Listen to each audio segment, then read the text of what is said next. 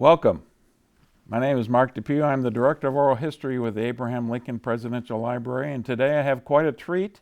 Today is December 6th, 2019.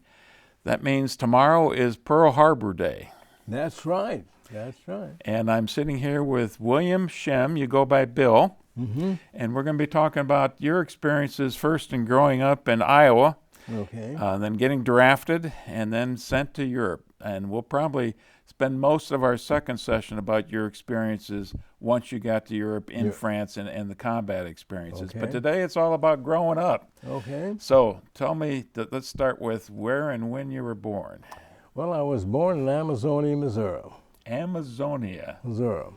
And my mother came from Germany, and then she started working in Sioux City, Iowa as a nurse. Anyway, she got interested in some guy or something. Anyway, she became pregnant. So she went to Amazonia telling people that she was going to go there to work. And then when I was born, she was going to come back and tell I was adopted. So she gets on the train and heads for Sioux City, and she got to Omaha, and she couldn't do it. So she got off and went back and got me.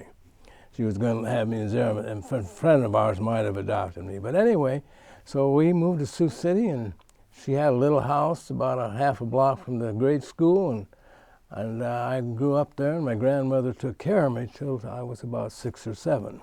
How old were you when you found out that your mom had thought about putting you up for adoption?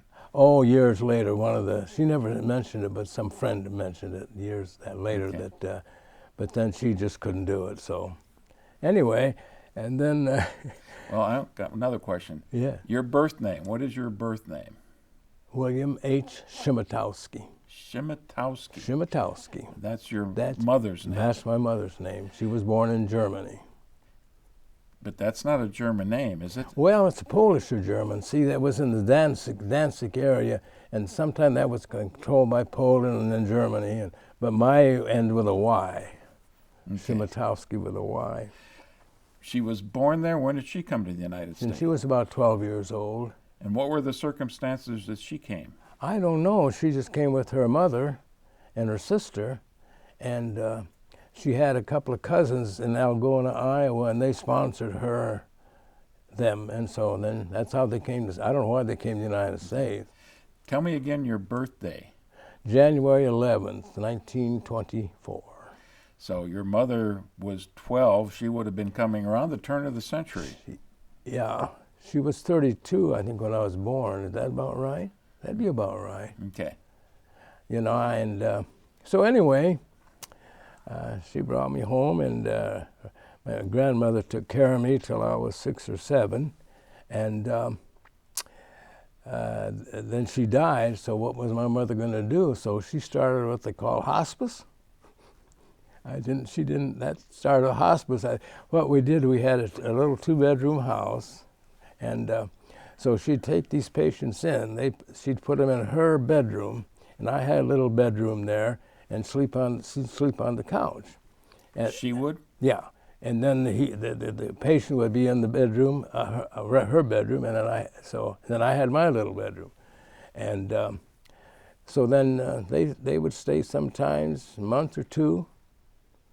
And that's because she couldn't leave me, and she couldn't afford, couldn't afford a babysitter, Well, all of this is long before they formalized the whole hospice program, I would think. Oh, yeah, this was just a county thing. The county paid for people who were dying and put them someplace, and that's how she was able to stay home with me, see. Otherwise, she'd have had to, work, and she couldn't always find him. That was during the Depression, incidentally. Well, how does a little boy, and you would have been a little boy at the time, how does a little boy cope with trying to understand what's happening with these people who come in there for a couple of months and then they pass away and somebody new comes? Yeah, I didn't guess anything about it. I would go in and feed them once in a while, take some food into them. And the one time, Mark, I went in and this guy had cancer in the throat, and there was little maggots or something coming out. I don't know, so I gave him the food, and man, I couldn't eat for 2 days. But that's how she had to do it 2 or 3 years. And then I started living with other people. You were not living with your mother. No.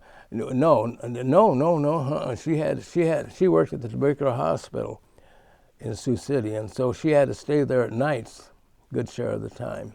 She had a room in the basement. So no, I'd see her. She'd come home, and she'd come over, and we'd go someplace on Sunday or dinner or something. And then I don't know how old I was. I started living with other people, and they were great. In fact, one of my closest buddies was a son of one of the people I stayed with. But you moved from home to home? No, I lived with one family for, first, I'm sorry. Yeah, then finally, I'd stayed several years at each house, 3 years at each house. But she had 2 couples moving in my house. I was about, Mark, ages I don't remember, but I was still small. And so this was Depression, so she would let them have the house without any rent if they took care of me. So the first family's name was Johnson, and then Pridgeon was the other family. But Pridgeon? They were not Pridgeon, Pridgon, Pridgeon, that was the name. And they had a son, and one was just a couple.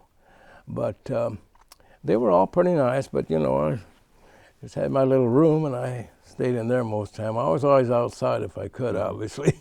Did it bother you that your home life, your family situation was a little bit on the unstable side? Oh, you'd get kind of down once in a while. Nothing serious, but I guess that's the way it had to be. And this one family, Mark, it was Depression, and people were hurting. They had this boy, a little older than I was, and when they'd make a meal, she'd make a sandwich, minced ham or something in it, and butter it. And I'd get my sandwich, just be butter. Well, people were starving. And so that was it. And I never told my mother about that, though, because she would. But they were nice. And then the other family was real good and treated me okay, Then when I was about probably 15, getting up there, the other family moved out. And I think it was around 15. And so what we did there, I just stayed alone then. Now she would be at the hospital working maybe 3 or 4 days a week, and then she'd be home, 3 or 4 days of the week, depending, And so then I'd be there by myself. I had a couple of good buddies, so I would be with them a good share of the time. Wait, they came over to your place? Yeah, and I'd go over there occasionally, but my one buddy lived across the street. His folks had just come from Russia, and his dad worked at the local packing house. So he and I became close friends. But people were different that. They never had me stay over there or anything, for some reason. Maybe that's the way their background was or something. Your friend who just came from Russia would have been the Soviet Union at the time, early years of communism. Yeah, Well, how old was I? I must have been 12, 13. I kind of mixed up on when, but I know I had 2 families there.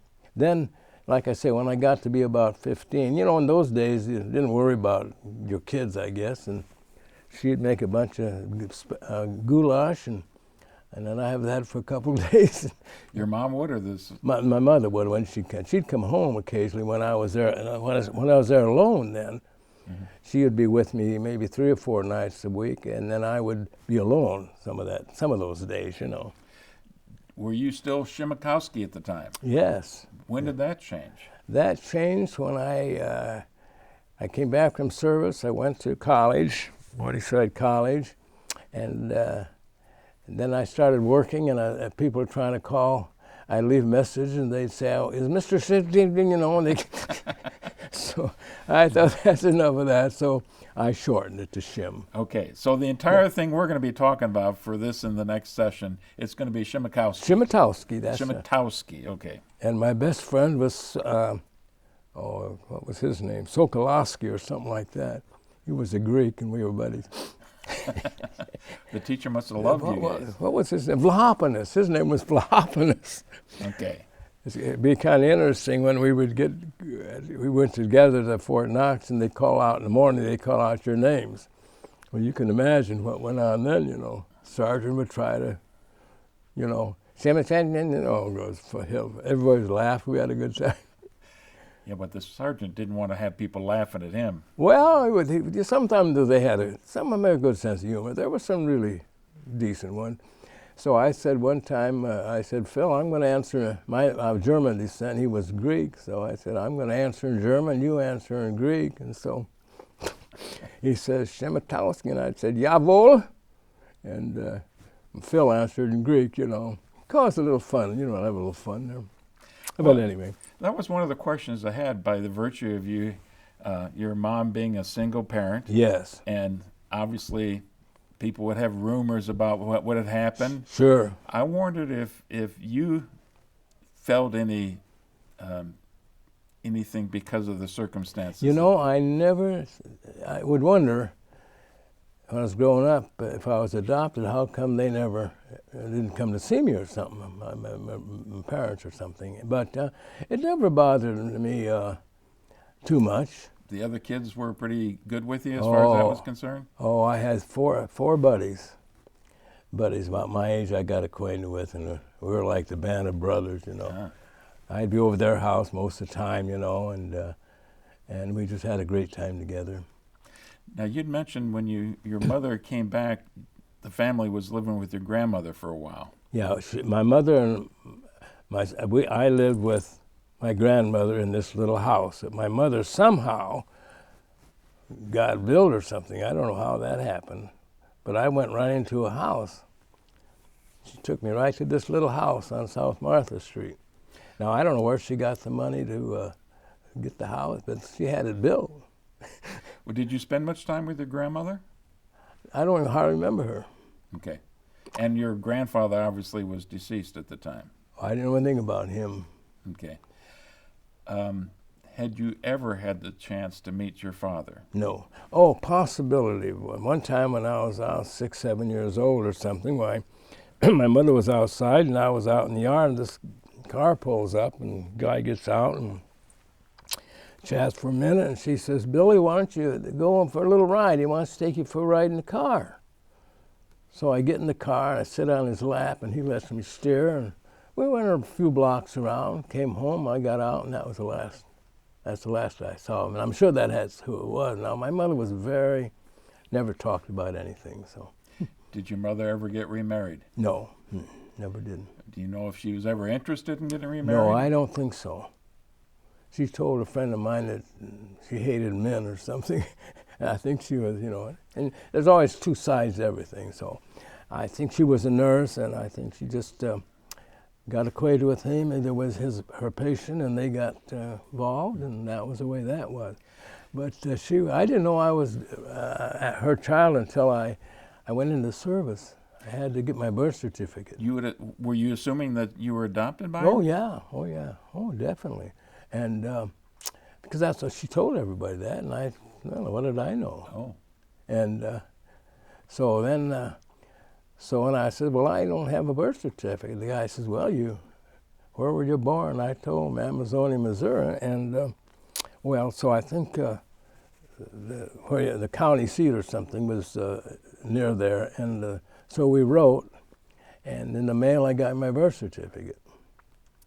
And it showed my father's name was William H. Fisher. My mother was Teresa Schematowski.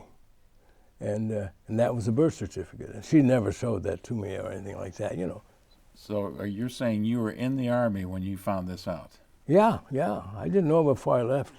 What was your reaction when you found that out? I don't know. I just, I accepted she was a great woman and did her best, to raise me. And she saw that I got to Sunday school. And so I just never thought too much about it. I would miss not having a family occasionally, but, It sounds like and oftentimes you had a lonely existence, but you had mentioned when we first talked, you had a dog too. Trixie. I wrote in the letters, Trixie, yeah. Yeah, a white dog, And when I went into the service, I had it. And then one time, I don't know whether the dog's barking at the postman, and they were going to want to get rid of the dog. You know, they were going to have that. Well, anyway, so she said her son was in the service and everything, so they let her keep Trixie. And then when I got back, Trixie was still there. How old were you when you got Trixie? I don't remember. I really don't. Several years, I suppose. But then when I lived alone, I would be in my bedroom, you know, and then Trixie would be with me. And if I heard something and Trixie didn't, you know, get nervous, I was all right. So she'd stay at the foot of the bed, and she just laid with me all the time. But I thought if it was something, she would have raised up. In other words, Trixie was looking out for you. Yeah, that's exactly. Yeah, exactly. And so when they heard the story that, you know, I was the only child in the family, I was the only child, my mother, you know, and so they said forget about it, so they kept Trixie. Do you think most of the people in town accepted your mother's story that you had been adopted? No, I don't really think so. See, what she did, when she found out she was pregnant, as I understand it from her close friend, that before she started showing, she told everybody that she got a job in Amazonia, Missouri, taking care of a pregnant woman. They said they had to have a nurse there, so she said she went there to do that. And that was her story. And I don't think too many people believe that, but, you know, never any problem involving with that. She had some beautiful friends and everything, but but she did kind of lie about that.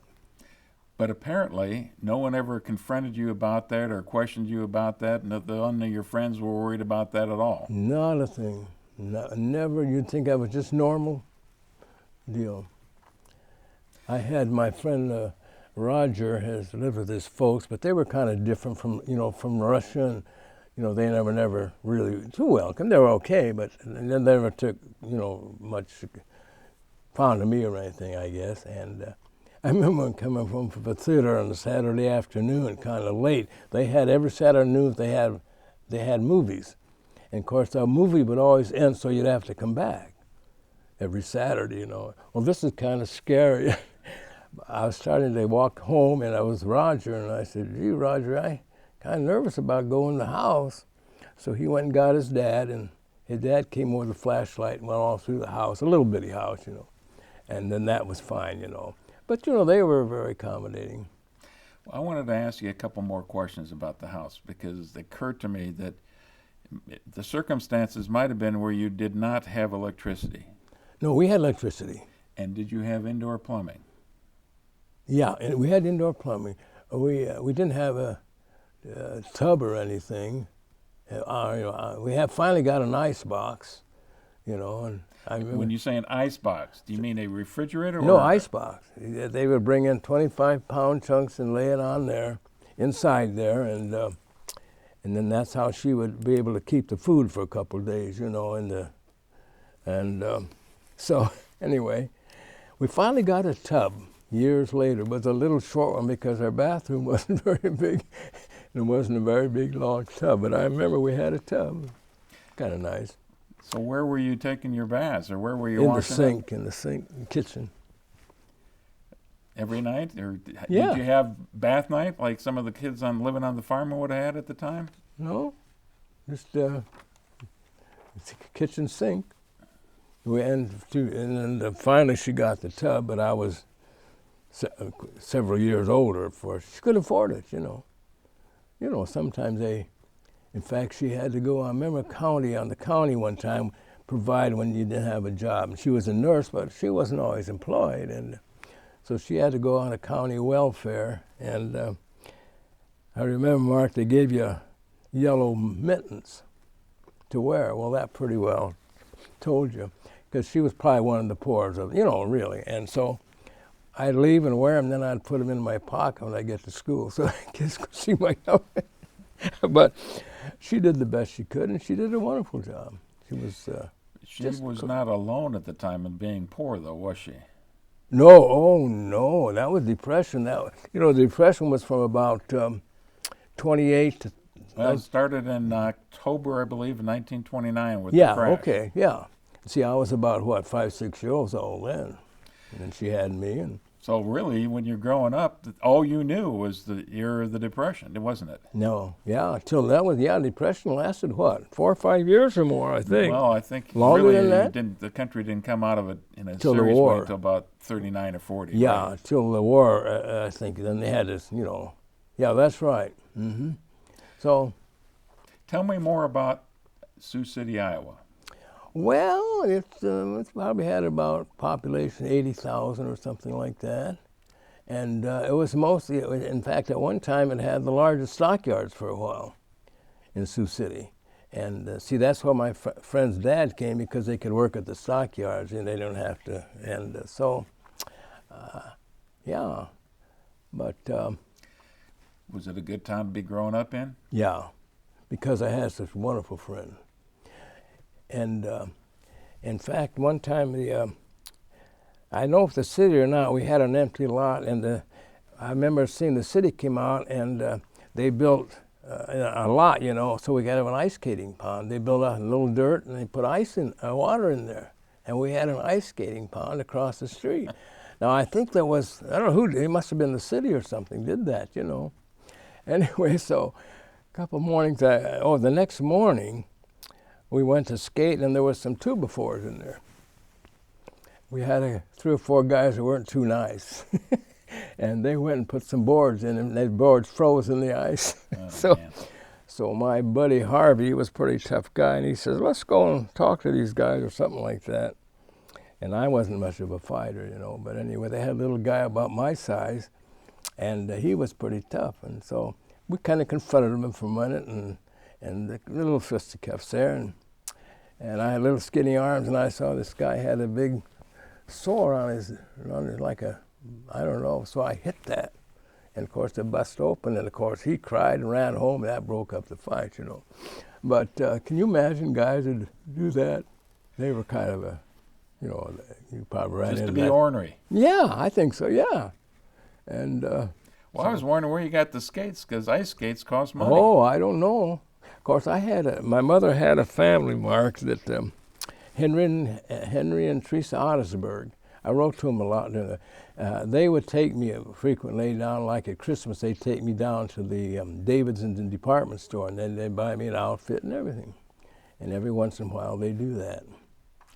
So my mother just had some wonderful friends, Yeah, the kindness of the neighbors Oh, and my friends. word, you can't imagine how great they were. And so, yeah. Well, that reminds me, you made a comment that your mother made sure you got to church. Of course, church communities keep track of people and help each other out as well. Where did you go to church? This was in the little Lutheran church. It was about 6 blocks from where we lived, in a little part of the Sioux City called Peters Park. They had a bank and a store, and then that's where the church first was in a theater there. When I was about 5 or 6, I don't know, the church was in the theater, and she'd take me in the wagon, It was about 5 or 6 blocks. The wagon. Yeah, pulled me. Oh, like one of the Just put a little wagon, and she. one of the red wagons. Yeah, and she would, and that's what we did. And she was pretty good about that, She wanted to do that, so. Later on, were you involved in the church youth group? Not when I was growing up, but when I came back, then I got involved because of I had 2 son-in-laws that are pastors.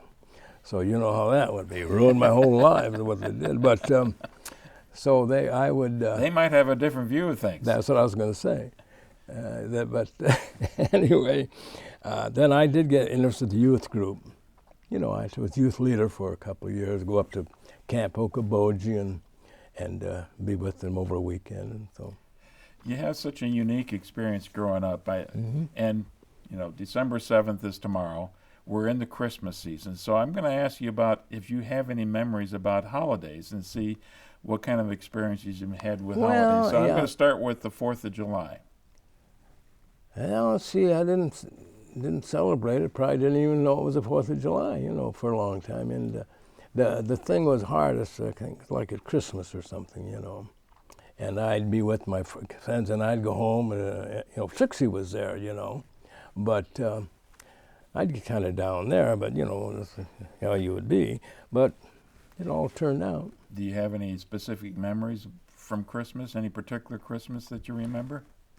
Not particularly, no. I think she always had a little tree or something, but... Was it just the two of you eating a Christmas dinner? Yeah. Same thing for Thanksgiving? Oh, yeah. If she could get off. Finally, when I was a little older, she was able to get a bike, and so then I would ride up to the hospital, which was about a mile away or something, tuberculosis hospital, incidentally. And then I'd stay there once in a while. They had a little room in the there that the weather was bad. I'd just stay there all night and then go home, Did you do that a couple of Christmases? I don't remember Christmases hardly at all. I mean, just another day. Okay. And do you remember what might have been on the table to eat on Thanksgiving Day?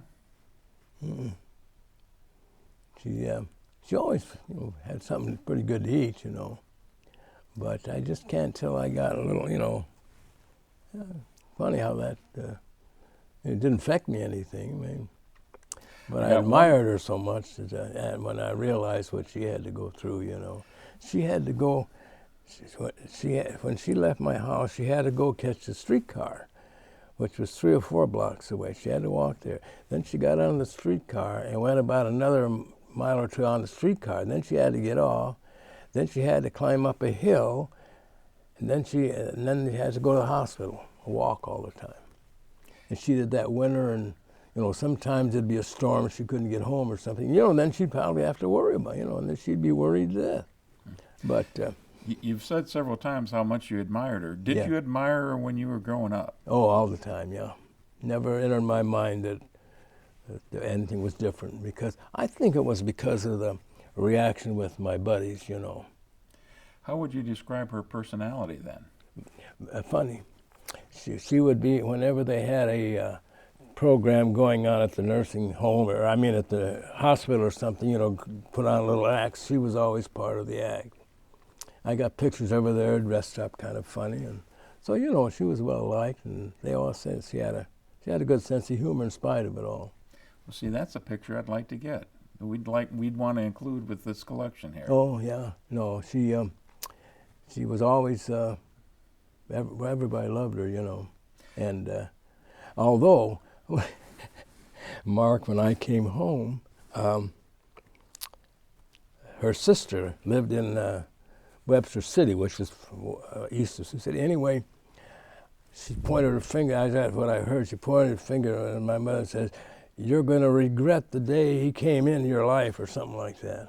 That didn't make her feel good. And then my grandmother probably teed off too, So Wow. But it all turned out, and now I can think about it and laugh about it, and we would have, you didn't have anything to play with. You didn't have radio, we didn't have TVs, anything, So what my oldest buddy was Harvey, and he was pretty smart, and he made a deal where he took an inner tube and cut it real thin, and then he put it on a long board, and then he had it so we could flip it. So we would hunt grasshoppers. They were that big. Well, maybe not quite. And then we would have a contest who could kill the most grasshoppers, and that was a fun time. When you were growing up, did you get involved with scratch baseball games with the kids in the neighborhood, or we played? What was that? What was the game? Is it what is it? Monopoly. I think they had Monopoly sometime, because we'd be over at Howard's house and we'd play. In fact, his mother said that she never had to clean the floor, because we would do it on the floor. We'd be moving around and we'd keep the floor. Crazy things like that, But I got one other holiday I wanted to ask you about, because this wouldn't require your mother to get involved in too much, but it might be the thing you would do with your buddies, and that was Halloween. Well, yes. I do remember one time a couple of houses from me. We didn't like this guy. He was kind of an ornery man. You had a couple of kids or something. So my buddies and I, and this was kind of stupid, but my buddies and I, we got some stuff, you know, bodily stuff, you know, and we put it in a bag. Bodily stuff. Huh? I think I understand what you're talking about. Okay, so we put it on his porch, and this was terrible, but we lit it, and then we hit it, pounded the door. Well, he came out right away, and here was something, you know, oh, it was terrible when I think about it. But we took off, and I mean, he never caught us. But I had got to tell you about a game I kind of thought about. Somebody got some boxing gloves, you know, Mark, and so there were four of us, and so Harvey, Howard, and Roger, and so Roger, I said, I'm going to be your manager, Roger, and you know, and so we set up like we were having a fight, you know, and so they get in and box a while. We come down, and I said, you know what I think I'd do is just go in there and go right like that and right into his face, you know. So Roger goes like that, and Harvey gives him an uppercut on the right under the, and he comes to me and he says, I don't want you for a manager anymore. And that took care of our little boxing deal. Did you have a radio growing up? Not for a long time. My buddy made a crystal set. You ever hear a crystal set? Yes. Well, we didn't have a radio, and he knew that. And one day he came over and says, I got something for you, might work, Bill. And it did. I could hear her talking, you know, on it. That's all I ever remember. But yeah, he made a crystal set. We didn't get a radio. She couldn't afford a radio for a while, but I always go outside or go to my friends or something. So it all worked out. Sounds like you had enough money to occasionally go to the movies, though. Yeah, and I think that was every Saturday afternoon. We would, of course, they were probably dime then or something, because that was a lot of money then, you know. But we were always able to go Saturday afternoon movies. There were a lot of westerns and mysteries, but you always had to go the next week because you wouldn't know. There's serials then. Serial, that's what it was. Have to find out what's going to happen the following week. That's right, so you would go back, you know. Okay. Then I worked, too, you know, in a grocery store, and... Well, I wanted to ask you then where you went to high school. East High School, and that was about a mile away or something like that. Public high school? Yes, yeah, junior public high school, yeah. And what year did you graduate? Let's see, it would have been in January 1942. They had midterm graduations at that time. We had a big class, apparently. And that was in, January 1942. Then I worked part-time for a year, and then I got my draft notice, you know. Greetings, you know. They want you to come and... Did you work while you were in high school as well? Yeah, part-time at a grocery store. What, bagging groceries? Bagging. I even did a little, you know, messing around with the checking in once in a while. Yeah, I worked at this grocery store for quite a while. And then, Mark, this is kind of interesting, but I used to caddy. And so I had two women that I'd caddy for every week, you know. I didn't know much about them, but I caddied for them. And, you know, they had little bags, you know, then and so forth. And anyway, I was out with them one time, and we got to talking, and wondered where I worked. I worked for a Council grocery store. And that they were owned by the Tollerton Warfield Company, which was there. You know how they had a lot of grocery stores. And this one gal says, well, I'm going to go talk to the president of the Washington, something like that. Get you a job in the office in downtown Sioux City. And so anyway, next thing I know, I'm working in the office for Tollerton Warfield, and I always wondered how these two gals knew him. I said, I wonder how they, but yeah. So I went and interviewed, and he said, yeah, and I worked in the office and made print out stuff. And Bill, how'd you end up having a job as a golf caddy for two ladies? Well, I was, I don't know, most of the guys would have steadies, you know, steady customers. And I was about 14, 15. And I had another buddy would caddy for, and sometimes I carried both bags. They weighed more than I did. But there were little, a few little cubs in there. Were you working on tips or was that salary? Just give me a quarter or something. But a quarter was a lot of money back then, I bet. Oh, my word. Take that home to my mother, And, but I had a lot of fun working at the store there. What were your favorite subjects in high school? None. None? No, I liked history. History is about really, and in fact, we've traveled a lot all over the years because I enjoyed history, and that was about it. I got my report card when I was in grade school. It's kind of fun to read that. But you mean going back and looking at it? Yeah. Was your mom checking out the report card? Was she one of those? She never said a word about it. I had pretty decent grades. And did you learn how to type in high school? Yeah. Yeah. Was that kind of unusual? Oh, no, I don't think so. Yeah, there was a type. Yeah, I remember typing in high school. And that's how I got the deal with and when I got to service, because they knew that. Yeah, that's why I was asking. Yeah, I typed in high school. Yeah, oh, definitely, yeah. And then, so that was a good deal for me then. I wouldn't have been in London or Paris for those few months if I hadn't. There's a teaser for London and Paris. You can't pick better towns than that to be in, Did you get involved in any extracurricular activities? In the high school? Yeah. No, other than about the only time I'd be in class plays, They always needed a little guy, a shrimp or something, and I would be in class plays, but I didn't, sports, no. Is that because you were just a little bit I on was the a little small bit side? small guy, yeah. How tall were you? 5'5", and weighed 123 pounds. Exactly what Audie Murphy weighed when he went in. So, yeah. Okay, you were in high school at this time. What do you remember about December 7th, 1941? Okay, I do remember that. It was a nice day in Sioux City, and so we had what they call the neighborhood. We'd get together and play football, 4 or 5 guys, on the school grounds there.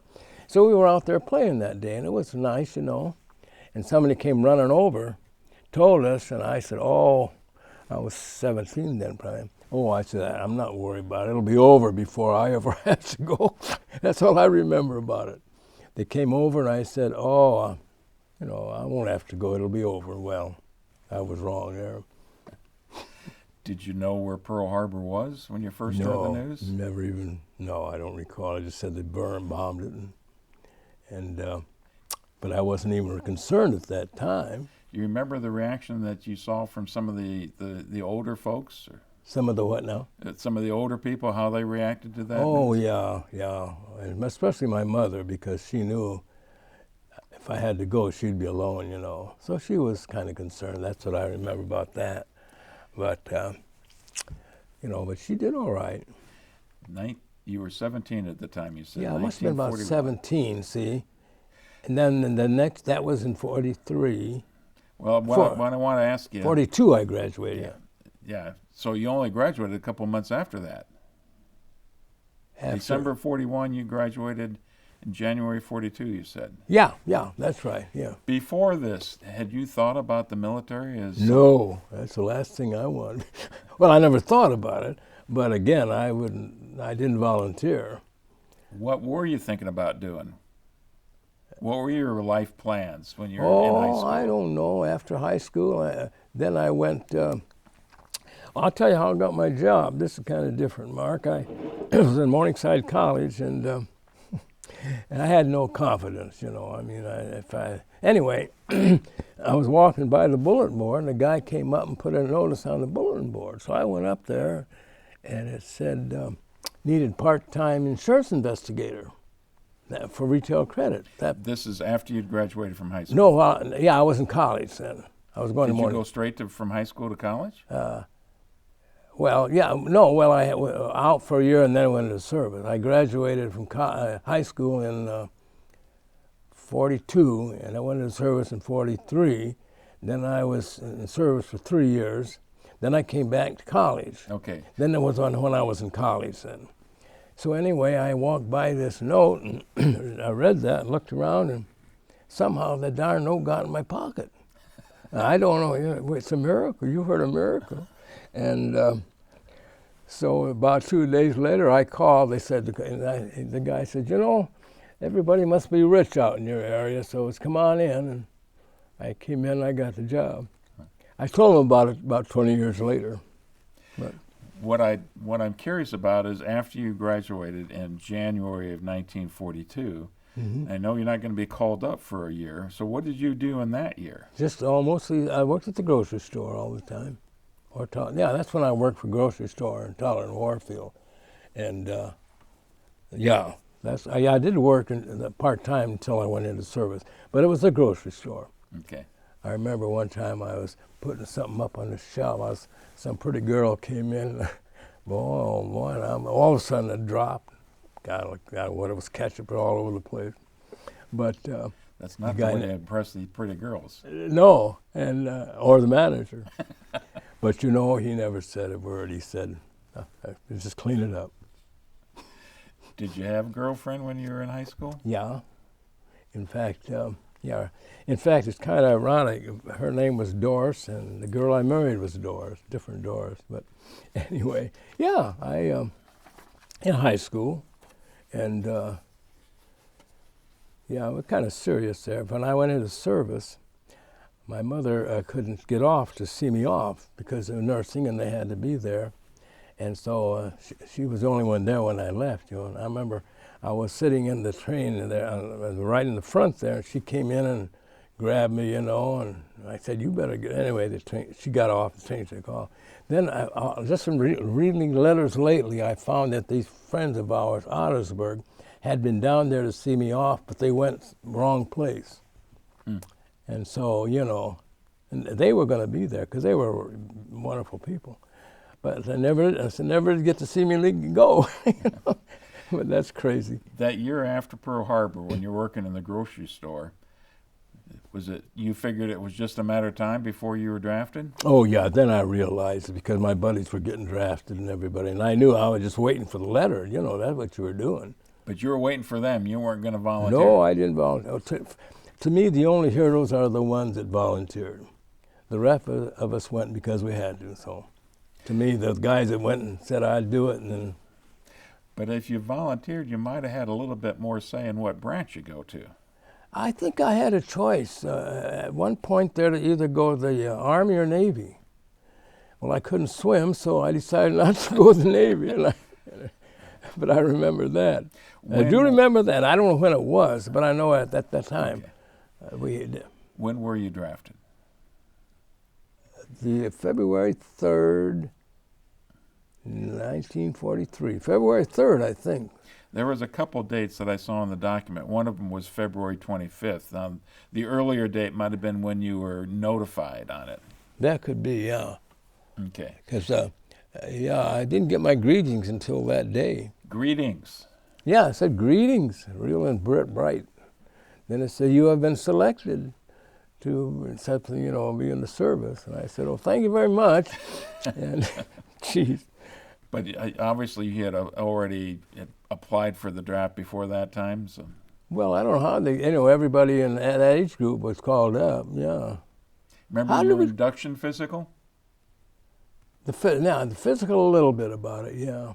The thing I remembered was when we took off, heading for Fort Knox, we stopped at Des Moines, which was a place where you stopped, and they found out where you were going to go. And so I remember sleeping in there. In the morning, the sergeant came in, and he greeted us with some profanity, and I'd never been around anybody that swore. And I'm telling you, man, what am I getting into here, And that's the way, a lot of them did. There's a little profanity there, and okay, and we got up and. You hadn't heard all the horror stories about what it was like in the military? And no, I'm glad I didn't. And because now when I watch the documentaries, and realize, we had our own experience, but, So I assume it was Camp Dodge. That's in Des Moines. Camp Dodge, right, Camp Dodge. On your way to Fort Knox? Yeah, on the way to Fort Knox. Is that where you did your basic training? And then I did all my basic training at Fort Knox. It was at tanks, and so we had 13 or 14 weeks of basic training. And I told you about trying to drive a half-track, you know. Well, yeah, but not, for the record, we talked about that in my office. So, oh, did we? Yeah. Yeah, so go ahead and tell us about that. Huh? Go ahead and tell us about the driving experiences that you Oh, did. yes, yes. Well, I never do, you know. So that was the deal where the sergeant came up and he said, everybody's got to learn to drive a half-track. That was a deal where you could carry soldiers, you know, in the back. And so I said to the sergeant, you know, I've never driven before. We never had a car, never could afford a car. And I says, Shimatowski, get in there. And okay, so, then he says, but you're going to have to double clutch. And I looked at him and says, well, I've never single clutched. How am I, we're going to double clutch? Well, he says, get in there. So I got in and started out, and I did something, you know, and got going. And there were 4 or 5 guys sitting in back, you know, they were going to learn, and they were going back and forth. And I must have gone about a block or 2, and he said, forget it. I got out of there. He had a little whip. He'd go like this when you did something wrong on your shoulder. Not hurt you, but he'd kind of go like that when you didn't. Well, he did that a couple of times, and guys were falling back, and so I didn't have to do it anymore. Was that in basic training? Yes, basic training, right. Do you remember any of the other instructors you had? No, I do not. No, none of them were really bad. They're just normal, you know. A lot of what is involved with basic training, obviously you're learning discipline, learning how to march, but you're also getting in condition. So was there a lot of that for you that you recall? Yeah, crawling, you know, under wire and then machine gun stove. You've probably seen it on TV where that was part of the basic training. And, you know, you did that. And did you ever have KP? Oh, yes. In fact, I've gotten one of the letters that had KP. Oh, no, I had the KP and then I was canceled. So I didn't have to do it, and I was really excited about that. So I never actually did KP, but I was scheduled to do it. And then later on, I had to do something else. So why do you think you were canceled for KP? Oh, I don't know. I have no idea. Well, the geniuses in the Army, it would have been Shimakowski. You know, you're towards the end of the alphabet. Yeah, now maybe that was it. I don't know. Anyway, so I never did actually perform any KP duties. Well, you were pretty lucky in that respect. Yeah. I know a lot of guys that didn't have to, you know. Of course, there wasn't much KP when you were out in combat, so it was mostly when you were, you know, training and so forth. Fort Knox was the armor school, so That's where right. all the tankers went. It sounds like that was the intention the Army had for you at first. That's right. Did they then decide to train you as an infantryman? No, when it was over, then I went to clerical school there in Fort Knox. Somehow I got it. Well, that's because I could type. You know, I told you that. Did you ask to go to clerical school? No. They just came up and interviewed me, and some lieutenant we visited, and my IQ was apparently efficient enough to do it, and my type, and so I got to stay there for another, I don't know how long. Like you say, it was quite a few months in Fort Knox. I didn't realize it was that long. But, so then I took the clerical school. Were you okay with that? Oh, yeah, sure. Realize that, what was the implications of going to clerical schow? I don't know. They just, you know, every company has a company clerk. So they had to have company clerks. And so I think because, I don't know, I type is the reason, about the only reason. I typed 40 or 50 words a minute and all that. You know, I was really good at it. And that's how it all started. Well, my experience with the military is if you're the clerk, you're typing the duty rosters. Mm-hmm. You're not on the duty rosters. No, that's right. Company clerk, you know, to take notes, went on during the day and stuff. And remember typing, got a picture of me sitting there typing, or my buddy was typing and I was standing there with my rifle. I don't know if you saw that picture, yeah. And so I don't remember very much we did. apparently we filed stuff and typed, and that's what I did in London and Paris, so for 2 or 3 months, whatever it was. It's a little bit more marketable skill when you're done with the military than being an infantryman or a tanker. Yeah, that's right. Yeah. Okay. Yeah, Do you know how long you were at Fort Knox? No, I apparently I was there longer than I thought. We had, we had the training. I said of 13 or 14 weeks of actual basic training with the tanks, and then I went to clerical school. Is what I can figure out. It shows in my letters that I went to clerical school, and then it must have been. You ever hear of ASTP? Yes. Okay, I was in Fort Knox, and there was 3 of us from Sioux City, and we were called in, and we were going to go to. I was going to go to Ohio, engineering school or something like that. So the ASTP is an officer training program, correct? Not officer, but what was it? ASTP. Well, that stands for something. And I should know, and I don't recall. Yeah. Well, anyway, that's the program I was sitting. So I'm sitting there in Fort Knox, and guys are heading out and so forth.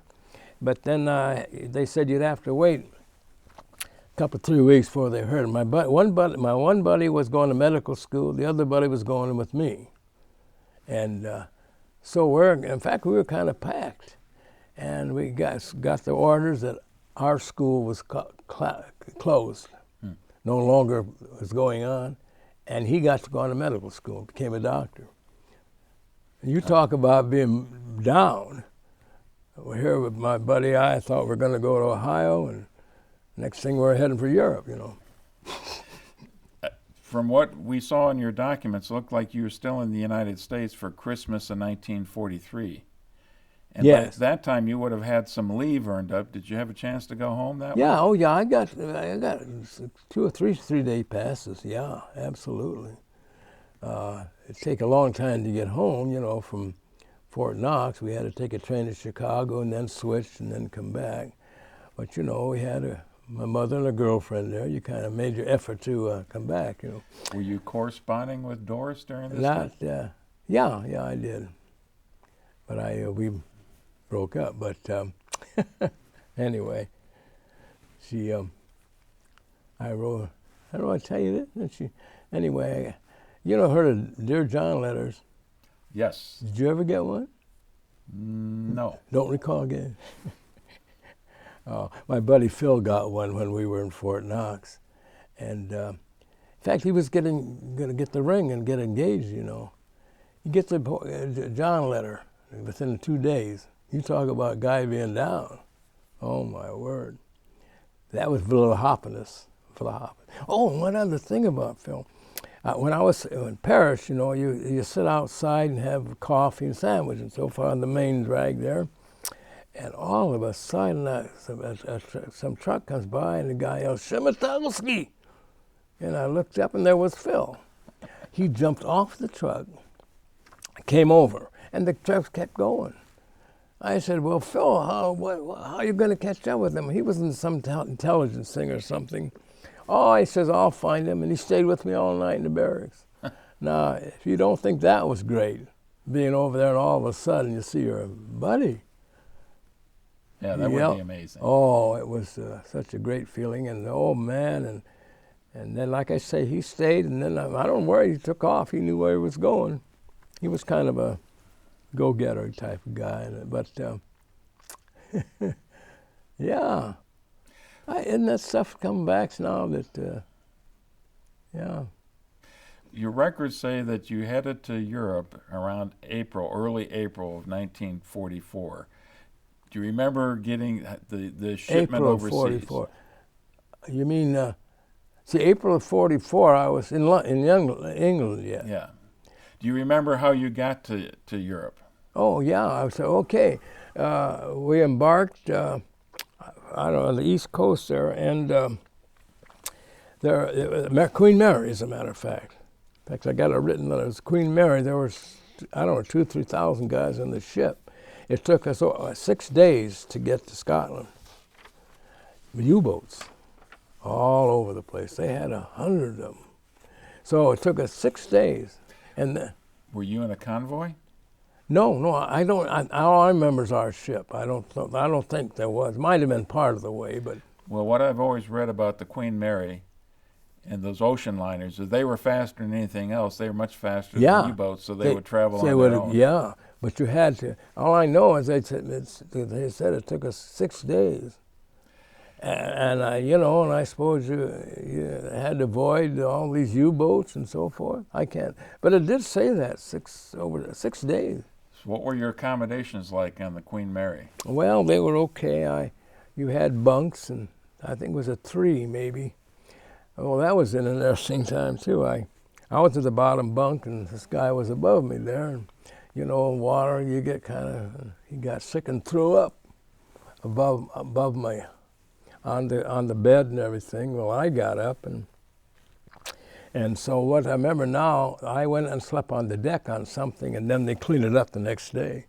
But the poor guy was just sicker than heck, and I was smelling him, and I got up and. It's these unexpected things. You can always expect the unexpected, You didn't get sick, though?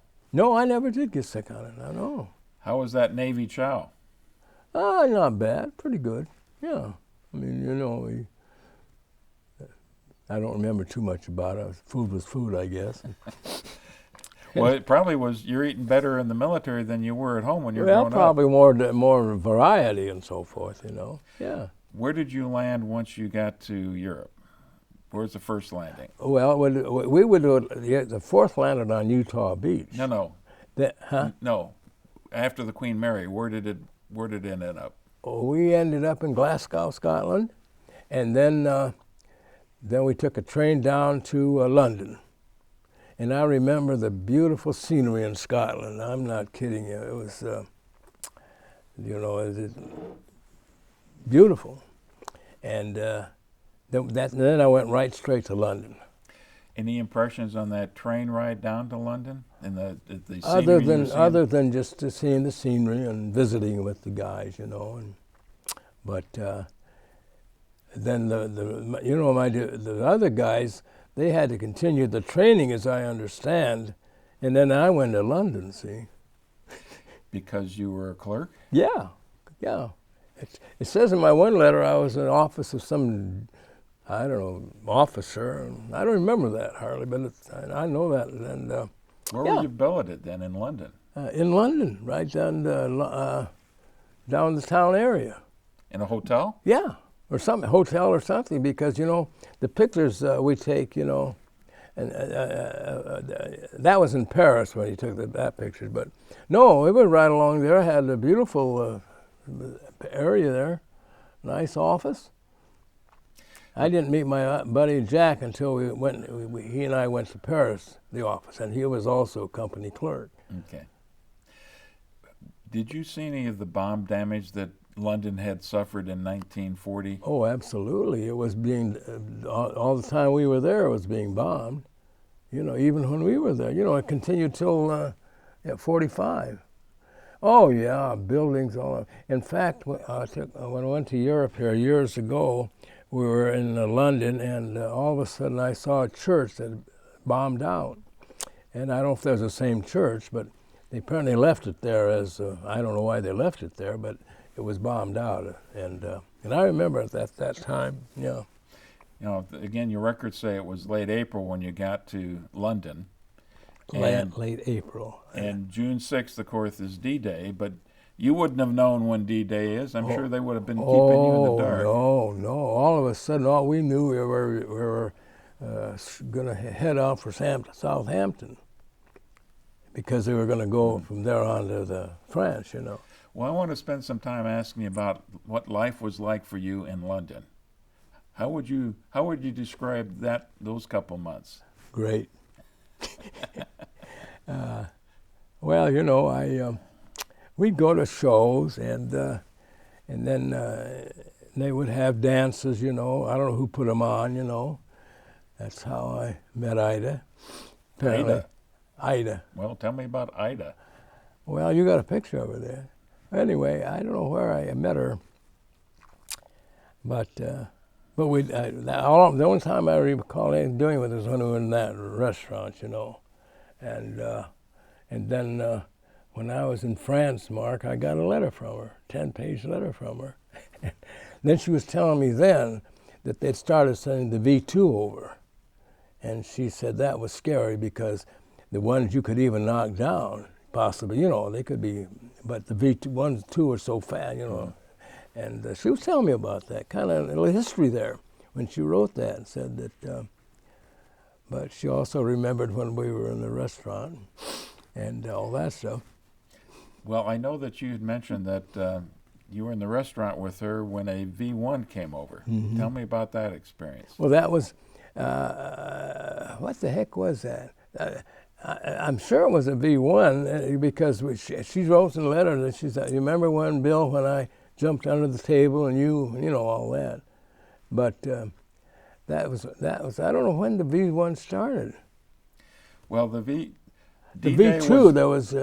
D-Day was June 6th. I think the V1 was first launched about 1 week later. Mm-hmm. So which would suggest you were still in London when D-Day itself occurred. Oh, yeah.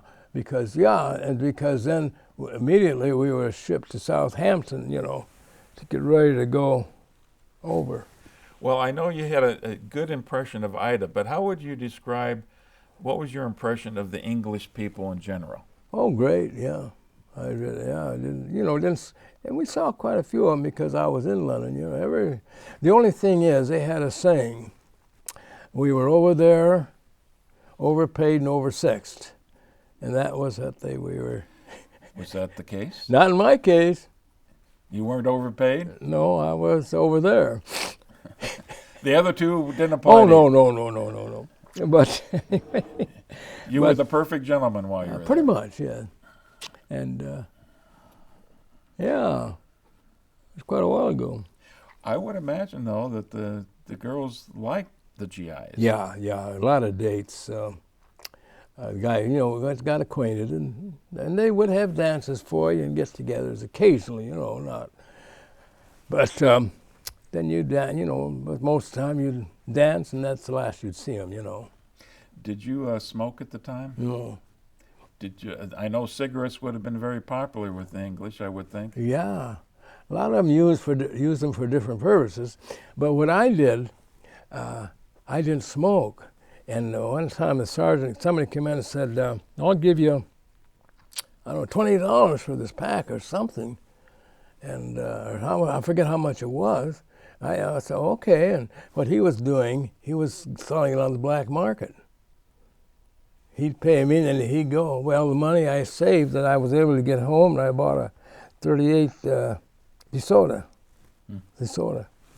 I had $800. I suspect that what he was doing was illegal. Oh, yes, absolutely. Sure. You know, I mean, you know, all kinds of people in the service. Good guys, bad guys, terrible guys, you know. And but I thought, well, fine, I didn't smoke anyway, so I would send it home to my mother, and she put it in the bank. Were you performing clerical duties most of the time? Did you have a regular work schedule when you were in London? Oh, yeah. I mean, I'm sure, I think we went in every day, I guess. I don't know too much about that. But I remember the office, you know, and doing things, and it shows, that one picture shows Jack doing some work down the desk, and, you know, but I can't, the detail, I just don't remember too much about them. Did you do any kind of military training, tactical training, while you were there in London? Not in London, no.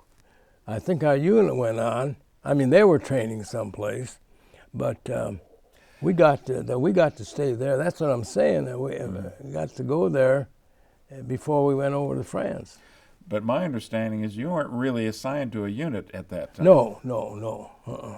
I think I got assigned on the 4th Infantry when, you know, D-Day. They, you know, that was the 4th Infantry, and that's who I joined, so I was with the 4th Infantry the rest of the war. Yeah. But that was after you arrived in Normandy, sounds like. Yeah, right. Okay. So that was the 4th Infantry all the time from then on. Now, D-Day itself, June 6th, you know, the the whole world had been waiting for this day for a couple of years. That's right. And I'm sure there was lots of rumors and scuttlebutt when you were in London about the time. Do you remember that particular day and finally hearing the news that the invasion had been launched?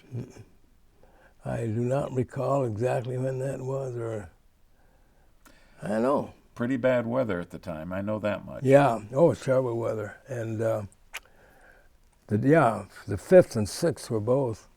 And so I was kind of glad that I wasn't invited first week or so.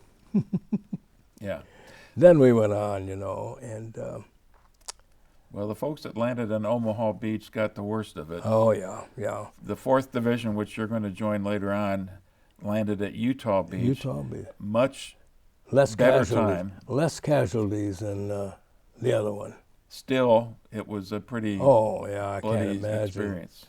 And like I say, by the time we get, but the only thing is when we arrived there, got on the little boat, from the big boat, got on the boat, went in, and we got on the shore and met some guys, and the one guy said, well, there's a rumor that Hitler's amassed a bunch of divisions. We're going to drive us into the ocean. Well, we didn't want to hear that, but that's rumors, that was, rumors and rumors. And I don't know whether the guy did that just to scare us but he said there. So how did you get from, was it Southampton where you? I'm sure it was Southampton. So how'd you get from there to Utah Beach? Well, they had a big troop ship and took us over there, and then when we got near the beach, we got in little boats, and then we just went on into the beach. Was it one of the Higgins boats that you? Oh, I don't remember. It wasn't a very big boat, if I remember. And then I remember getting off of it because that was kind of a momentous decision, time to walk on the shore. But you'd never know there had been a war, except there was a lot of stuff laying around, But everything had been, I don't think they moved out of there for several days. Even after I got there. I think that July was the starting of the big battles, I think in July. Yeah, the June was still bottled up in the Normandy area for most of that time. That's right, Cherbourg. When you first got there and you landed on the beach, could you hear sounds of artillery in the distance? Not at that time, no. I don't remember hearing anything. And was it only then that you got assigned to a unit? Yeah, apparently, yeah. I mean, all I know is I got orders to go over there with a bunch of us and got on there, and I'm with the 4th Infantry. Do you remember the specific unit you were assigned to? Company K, 22nd Infantry. Okay. Company K, 22nd Infantry. So I do remember that. Isn't that something? Yeah, now you're the standard infantryman. Yeah, oh, absolutely. And Bill, you're a replacement, which the message is, okay, I'm a replacement for people who are injured or killed. Yeah, that's right. So what's going through your mind at that point in your life? Well, kind of scared. I just, you didn't realize how bad it was at first, till you got into it. In other words, we didn't know what it was like till we actually in there, so. But once we, then you got a little nervous in there. We've got quite a bit more of your story, but as you and I discussed, I think this is a logical place for us to stop today. Right. And we will talk about your experiences in Europe the next time we get together. Yeah, that'd be fine. But you've got a remarkable memory for all this? Well, I can't believe it because I can't remember what someone told me the day before. So ask Teresa, she'll know. Okay. But anyway. Looking forward to part 2. Thank you very much, Okay, Bill. well, it was great. Enjoyed it. And thank you for being with us today.